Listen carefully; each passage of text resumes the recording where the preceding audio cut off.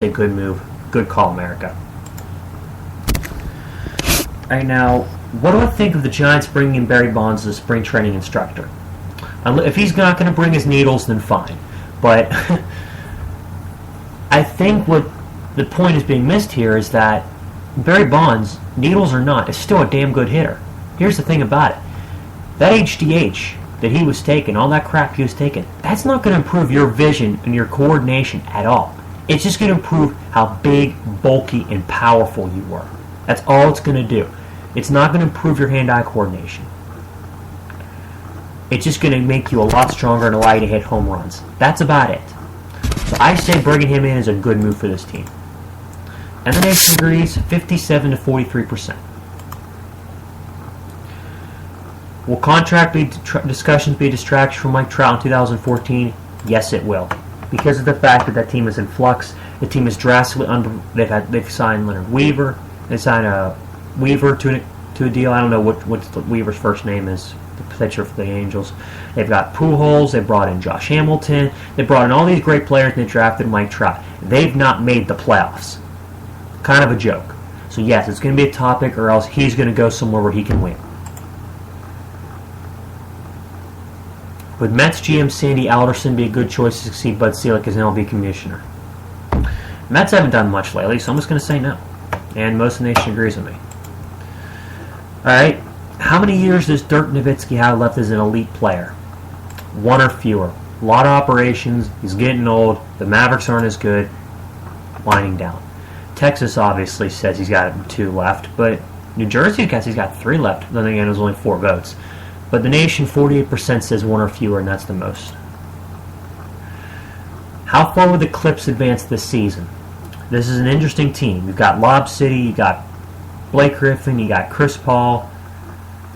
You've got a really good team in LA that's starting to click again. They're off a little bit now. They're getting back on their horse, and they're starting to ride into the thick of things in the Western Conference playoffs. The Spurs faltering, the Trailblazers just completely collapsing. The Rockets playing well, and the Thunder still easily the top dog in the West. West is wide open in a way, because if Russell Westbrook doesn't click immediately and then play well in the playoffs, quite frankly, there's not much OKC's going to do, because they're going to play them and they're going to just lose more games. Clips, didn't they just go into the Oklahoma City and beat the Thunder lately? Yeah, so I'd say at least the conference finals. They got a good shot. 50%, almost 50% of the nation says conference semifinals, so nothing comes close to that.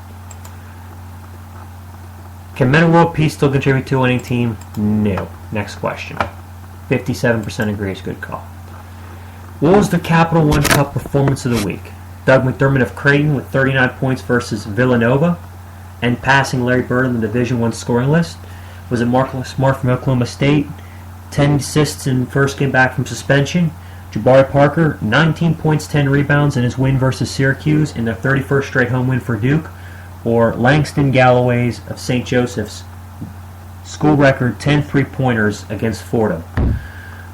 Don't know if St. Joseph's and Fordham, so I'm eliminating that. Marcus Smart, 10 assists in a game for suspension. 10 assists, Chris Paul does that in a half a game. Doug McDermott's pretty impressive, the 39 points of Villanova, but come on, Jabari Parker in a really good, solid all-around game against Duke, for Duke, absolutely. I'm surprised, Doug McDermott, 39 points. I mean, you know what, the more I think about it, I guess I'm thinking NBA terms too much. Yeah, 39 points is pretty impressive.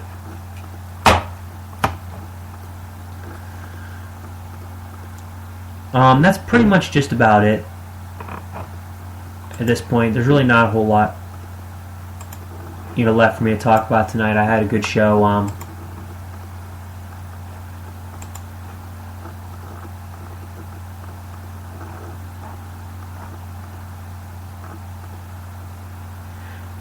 But more or less, I just wanted to say those are some of the key issues, and I like to just take a few seconds to talk about them.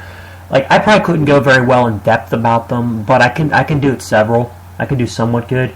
But all I'm saying right now is a couple big things. For one, Houston, you got to draft Manziel. You have to, because in theory you could put Clowney in the defensive line with J.J. Watt and have that be a terror for 7 years. Or you could get Johnny Manziel, get him a good offensive line. You could have a franchise in the promised land for 13. Because Manziel is such a competitor. People look at his attitude. People look at some of the bad games he's played as detracting. I don't think so. The bad game was learning experience, and the attitude on the field, that's not so much a bad thing. It's a good thing because he wants to win. And if Bill O'Brien is smart, they'll take this guy. He's going to be everything and more that they asked him to be.